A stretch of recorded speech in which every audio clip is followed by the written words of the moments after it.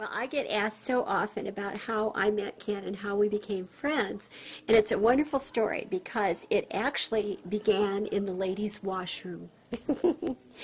I was standing in the ladies' washroom, and this was about 1995, and I had just started my own company, and I had been asked to speak at ASTD, American Society for Training and Development, and I was putting on makeup, and right beside me was a woman also putting on her makeup, and she told me her name was Pat Zagarmi.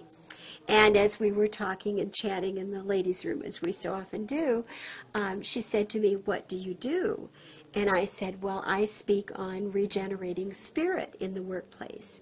And she said, "Oh, my boss would love that. I've got to get you two connected." Now, she never told me who her boss was. But she said, "What room are you in?" And I gave her my room number, and she wrote it down. She said, "I'm going to try to get you two connected." And that was way before anybody was really talking about the whole idea of adding spirit to the workplace. So I kind of thought, as people do, that was just sort of in passing and a good idea and so forth. But got back to my room about 11 o'clock that night, and my message light was on. And there was a message from Pat saying, "Please meet my boss and me at such and such a restaurant at 11:30 for lunch tomorrow." And I thought, well, it's a nice lunch. I guess I'll just go. And I got there, and all of a sudden in came Pat with Ken Blanchard, who had always been one of my heroes, and I almost died. So anyway, we got seated, and we talked a mile a minute, and during that conversation, I told him the story of Johnny the Bagger, and it had just happened a short time before. And he sat at the table with tears running down his cheeks. And he said, "I am closing the conference tomorrow." And there were probably 15,000 people there. "Could I, if I credit you, use that story?"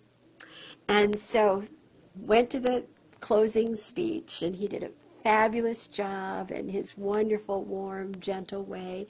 The very end, he said, "I have a new friend, Barbara Glanz, and I want to tell you the story that she shared with me yesterday."